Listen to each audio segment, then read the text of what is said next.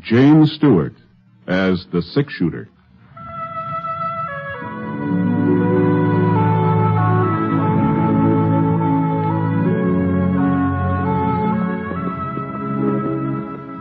The man in the saddle is angular and long-legged.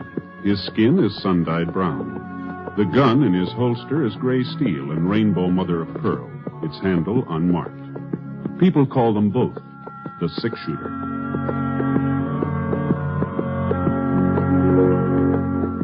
Coleman, America's leader in modern automatic home heating equipment, and the National Broadcasting Company present James Stewart as the six-shooter, a transcribed series of dramas based on the life of Britt Ponset, the Texas plainsman who wandered through the Western Territories, leaving behind a trail of still-remembered legends.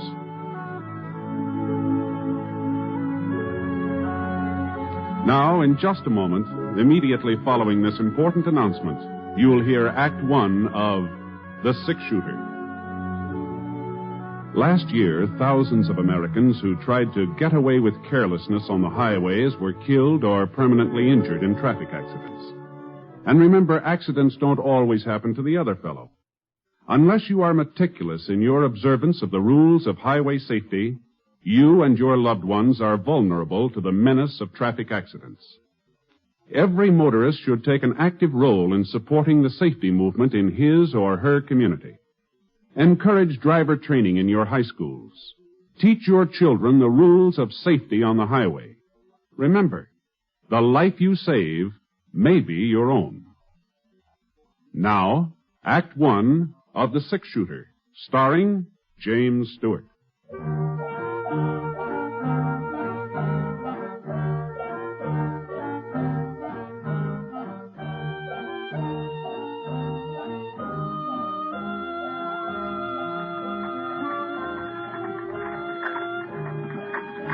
I had a grandstand seat, a rocking chair on the front porch of the Temple City Hotel.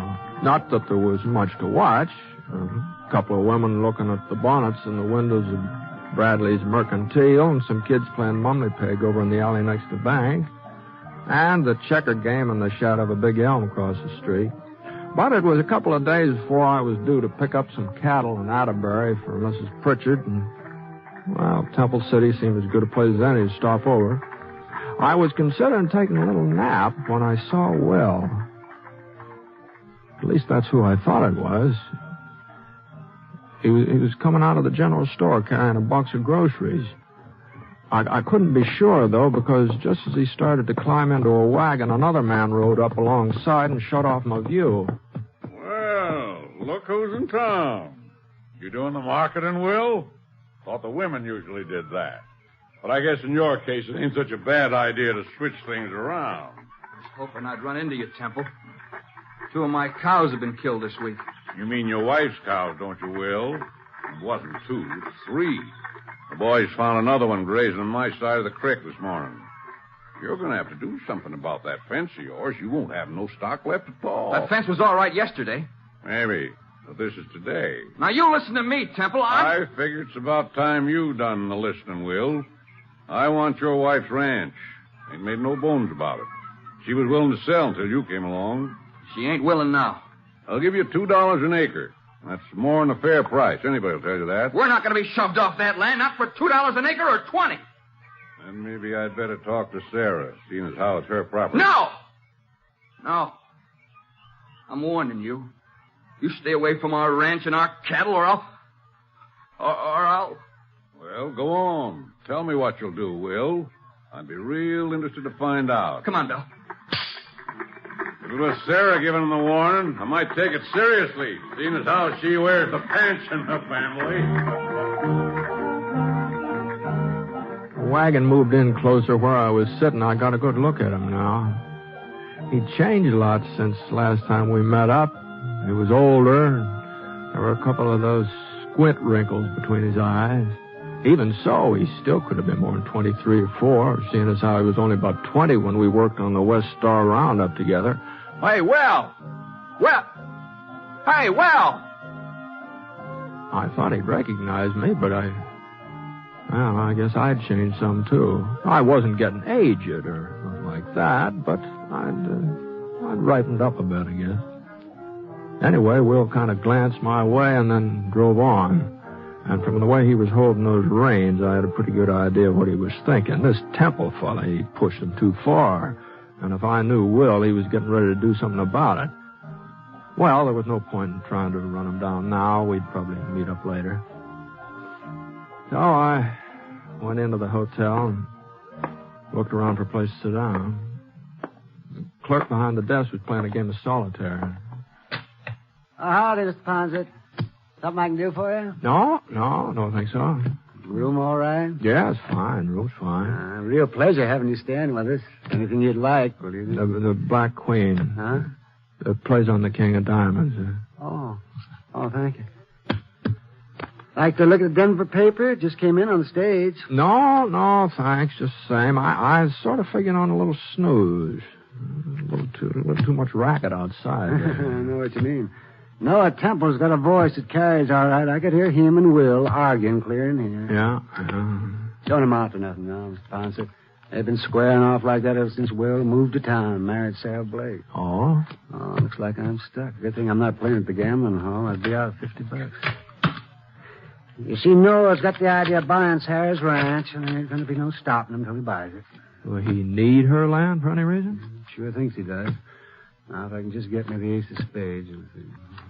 40 years ago, Noah's grandfather started this town. He owned all the acreage between the foothills and the creek out south. Old Temple City was named for him, as a matter of fact. Is that so? But the old man's son, Fred, well, he wasn't much good. First thing you know, he'd sold off nearly everything his dad had left him.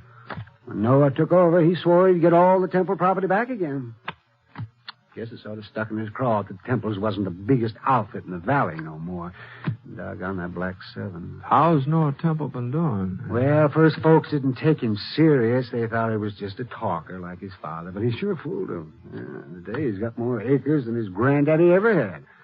There's only one piece of the original Temple setup he ain't been able to buy back. That land of Sarah. Oh? Sure was a surprise when Will wouldn't let her sell it. Nobody ever figured he'd stand up to Noah. A man like him. Was something wrong with him? 7, 8, 9. What's that? Oh, well, you see, Mr. Ponset, Will's a coward. You see, as he's yellow clear through. He won't ever wear a gun. If there's a posse being formed, but he don't go along. And if there's a fight, he lays low.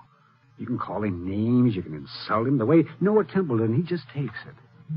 Gee, that sure don't sound like him to me. You know Will, Mr. Ponset? Used to. A couple of years ago, we worked around up together. Oh, that must have been before he moved to Temple City. Yeah, it's down in Texas. Back there, Willie Techman wasn't afraid of nobody or nothing. And for a youngster, he's mighty fancy with a gun. Techman? That's right, yeah. Oh, but that ain't his name, Mr. Ponset. Will's name is Fetter. Oh? Yeah, Will Fetter. Oh, no wonder you were surprised about him being yellow. You got the wrong man. Uh-huh. Well, they must look alike. This friend of yours and Will Fetter. Yeah. Yeah, I guess I do, yeah.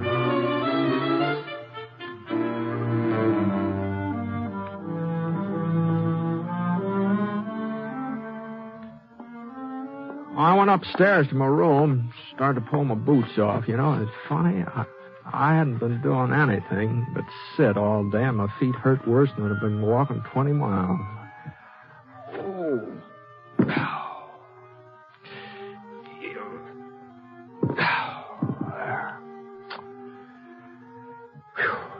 I looked out the window. The sun was just about even with the church steeple. So it'd be around 3 o'clock. I had a couple hours before supper, so I let myself down in a bed.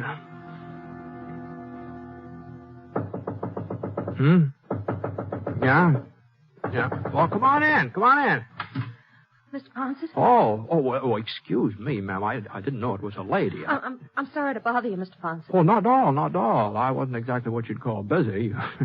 Won't you sit down here? Thank you. Here, wait, I'll get those boots out of your way.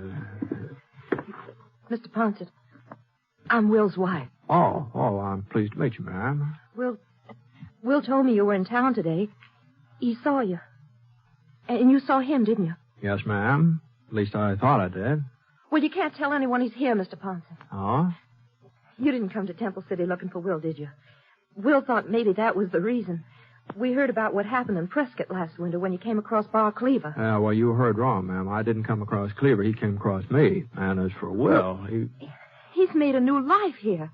A good life. If he has to go back to prison... Prison? Oh.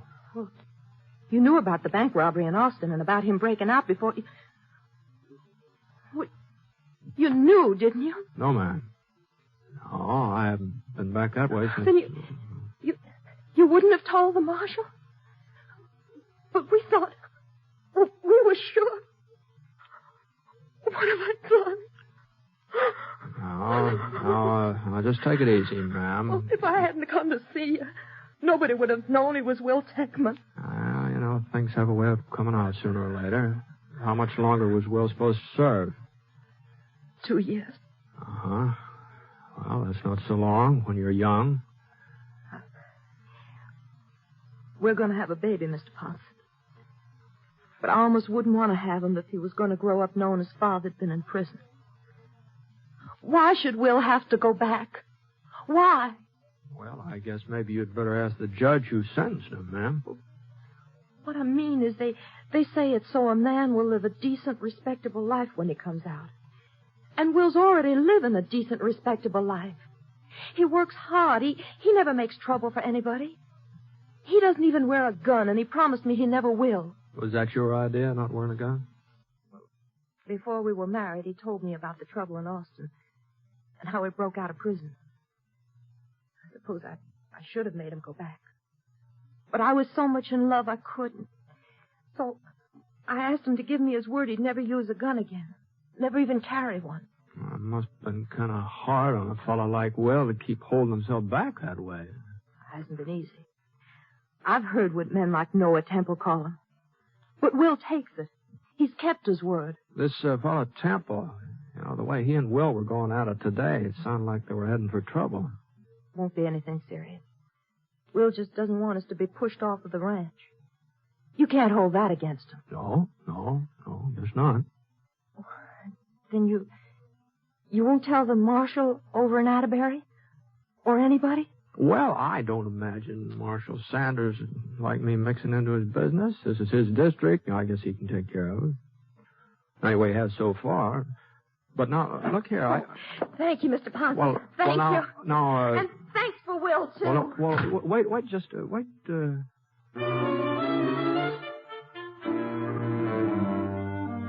after all, most of what she said was true. Sending Will back to prison might do more harm than good, and it wasn't up to me to sit judgment on him.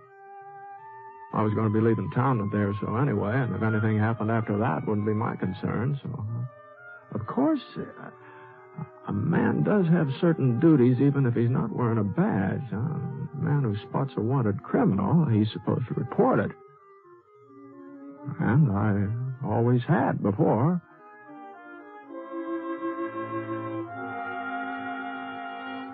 I scraped some of the mud off my boots and washed my face, put on a clean shirt, and went downstairs into the lobby.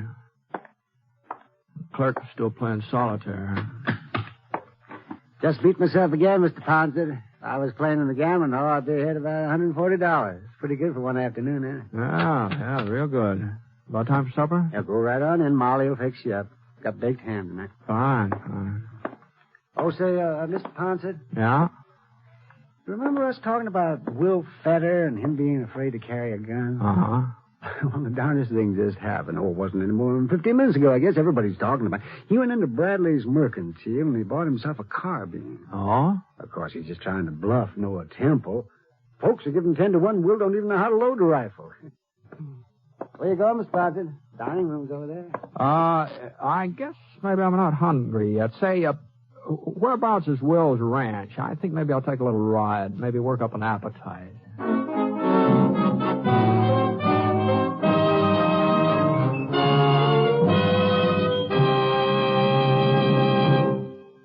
We'll return to James Stewart as the six-shooter in a moment. First, a word from Coleman, America's leader in modern automatic home heating equipment. When winter comes, does your house shrink like this? Well, I guess it's time to close off that back room. There's just no way to heat it. Don't deprive yourself of valuable living space. Get a Coleman automatic heater and enjoy new warmth in the hardest-to-heat room. Get your Coleman oil or gas heater now during Coleman's big bonus sale. You'll get 3 bonuses. A new low price. Yes, now you can get a dependable Coleman oil or gas heater at a new low price. A new low operating cost. Coleman saves you up to 25% on heating bills because Coleman gives you maximum heat from your fuel. And a 32-piece set of Libby Safe Edge glassware worth $14. It's free with your new Coleman heater. Get 3 big bonuses during Coleman's big bonus sale.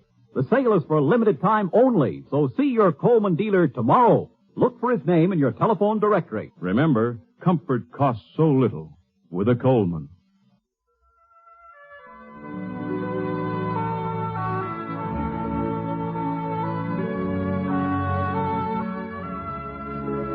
Now, Act 2 of The Six Shooter, starring James Stewart as Britt Ponset.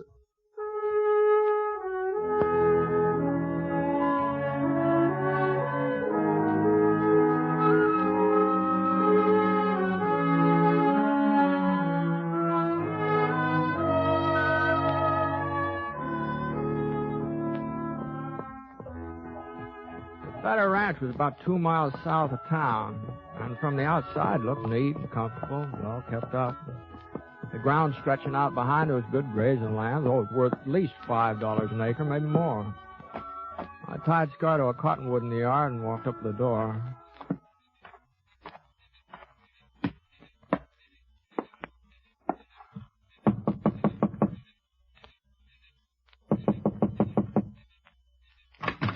About time you got home, Will. That was... Oh, Mr. Ponset. Evening, ma'am. Come on in. Will's not here? No, he was gone when I came back. He must be out tending the stock. Uh-huh. What's wrong, Mr. Ponset? You haven't changed your mind, have you? Where's the Temple Ranch lie from here? It's all around us. On all 4 sides of our land. And Temple's ranch house, where's that? East. Due east. But what's that got to do with it? What's happened? Will was in town this evening. He bought a rifle. I don't believe it. He promised me. You're wrong, Mr. Ponset. Will isn't gunning for Noah Temple. He's out tending stock. Well, he'll be home any minute. You'll see. Maybe. Where are you going? I hear Temple's got quite an outfit. It's worth paying it a visit. You won't find Will there. He gave me his word he'd never use a gun again. You won't find him.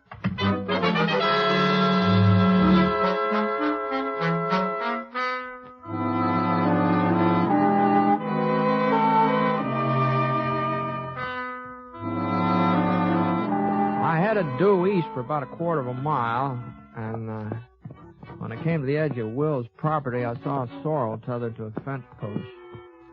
Looked like Will had decided to go the rest of the way on foot, so I climbed out of the saddle and looked around. There was a big break in the fence, but the cattle hadn't made it. That barbed wire had been cut. And there were 4 heifers and a couple of steers lying just over the Temple boundary. Well, there just wasn't much question about it. They'd been shot. So I crawled through the opening and went right past a big sign that said, Temple Ranch, trespassers will be shot. I found some footprints. I figured they were Will's.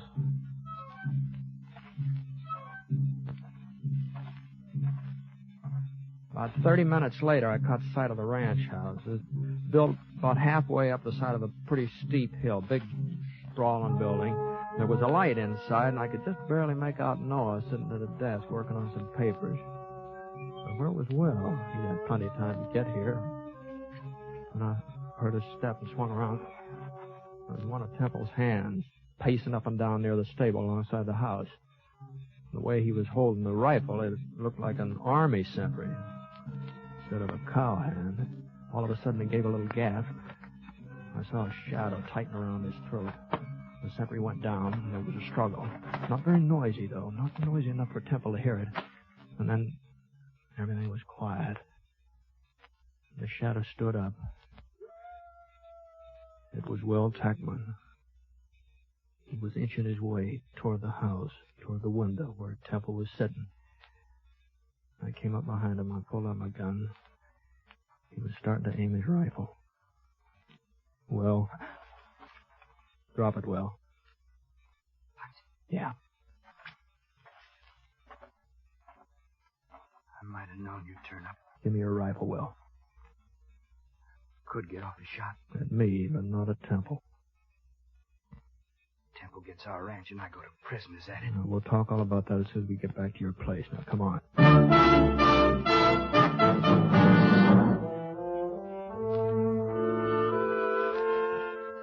I carried Will's rifle and led the way. About 20 minutes later, we passed another one of Temple's guards. He was dozing, didn't notice it. Still had a couple of miles to go before we'd reached the fence where we'd left the horses. Will was sort of panting for breath. All right, let's rest a minute. Okay. I thought you promised your wife you'd never take up a gun again, Will. Mr. Ponset, You see them dead heifers over by the fence?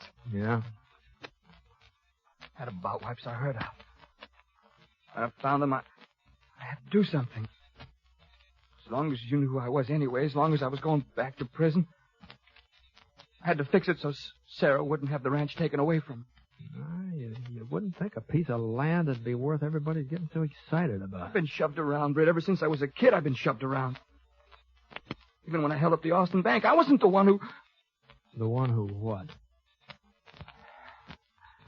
Nothing. Since I married Sarah, well, I've had to take a lot that other men wouldn't put up with because of her and because of her knowing what I was. This thing with Temple got under my skin. I made up my mind to stand up to him. A man's got to take a stand sometime, somewhere. Oh, I'm sorry, Will, but... Hey, what's that? Get down, Will. Yep. We've got you dead to rights, fella. Trespassing. I ain't alone, Temple. Britt Ponset's with me. Ponset? That's right, Temple. I might have known Feta wouldn't come alone. Well, I guess 4 of us can take care of 2 of you. He won't be much use to you, Ponset. Not enough fight. Okay, boys, move in. I could see one of his boys firing from behind a tree behind him. So I aimed at his arm. And the bullet hit him on the shoulder, and he lurched forward. That meant only 3 of them now, but they were closer. Will still didn't say anything. He was waiting for me to make the next move. I tossed him the rifle. Thanks, Britt. He got to his knees and started across a little clearing. He was still all right when he died behind a boulder. I knew where he was heading, too. Noah Temple had been shooting from behind a clump of pines about 50 yards back. For a couple of minutes, I didn't get a chance to watch him. Temple's 2 guards were on either side of me now. Oh, one of them was more than 8-10 feet away. I saw the barrel of his carbine rise up from behind the bush. There's only 1 guard left. About that time, it seemed like he'd had enough. Anyway, I moved across the clearing toward the pine trees where Will had disappeared. Pulled up behind a rock. Well, there was Noah Temple. Crouched down low, his gun ready. A little bit of movement in the brush caught my eye. It was Will. He was right behind Temple. But Temple didn't know it. He was looking my way. Will had a perfect shot. I saw Will's finger curl around the trigger. But Will didn't fire. I couldn't figure out what had gotten into him. He didn't fire. And then he threw his rifle to one side and let out a yell. Temple! Temple turned and got off a shot. Well, he was surprised he couldn't do much aiming. And then Will was on top of him, twisting the gun out of his hands. And after that, I saw a fight the like of which I'd never seen before in my life. There, Will hit Temple across the face, and he went over backwards. And then Temple kicked, and his foot lifted Will right off the ground. But before Temple could pick himself up, Will was right on top of him again. And Temple tried to reach for his gun, and Will brought his boot right down on Temple's hand. Temple quit reaching. And then Will backed away and let Temple up again. And as soon as Temple was steady again, Will drove his fist right into Temple's stomach. And Temple's hand flew apart and he was wide open. Will hit him again and hit him again and again. And finally, Temple managed to send his fist into Will's face. And Will looked like maybe he was going to go down, but he still had a fight left to land a right that snapped Temple's head right back. And it was Temple that toppled over. And then I knew he wasn't going to get up again, not for quite a while.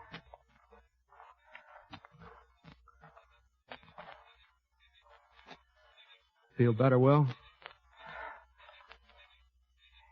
Yeah. Yeah, lots better.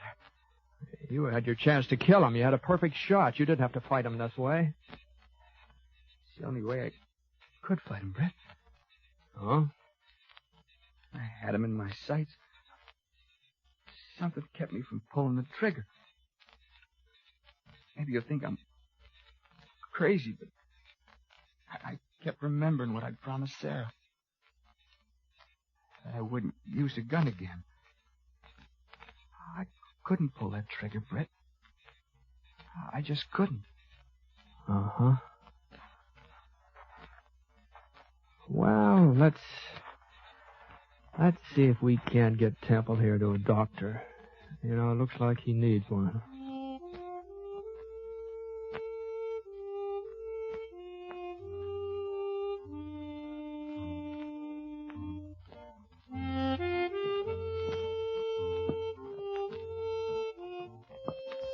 We left Noel with the doc in Temple City, and I started off for Atterbury. I've made up my mind to tell the marshal about Will, all about him. Sarah and Will, they agreed. They think I should, too. But then again, the way I see it right now, the state of Texas is looking for a gun-toting bank robber named Will Techman, and I just don't think Marshal Sanders would be very much interested in a law-abiding rancher who's called Will Feather.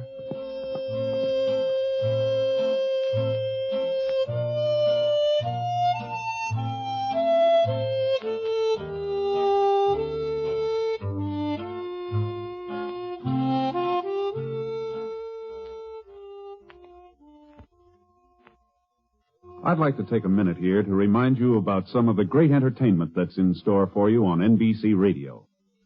Now, for most of us, Monday evening is a time to relax, sit back, and take it easy.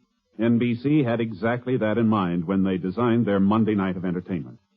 You'll want to listen to the delightful music of the Railroad Hour as they resume their fall schedule of popular operettas that have entertained for so many years.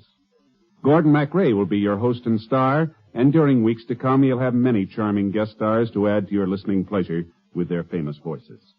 And you'll want to relax to the melodies of the Firestone Orchestra and Chorus under the direction of Howard Barlow on The Voice of Firestone.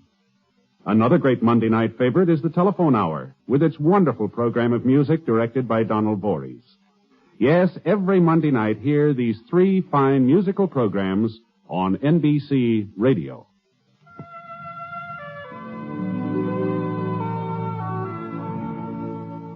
Coleman, America's leader in modern automatic home heating equipment, and the National Broadcasting Company have presented James Stewart as the Six-Shooter.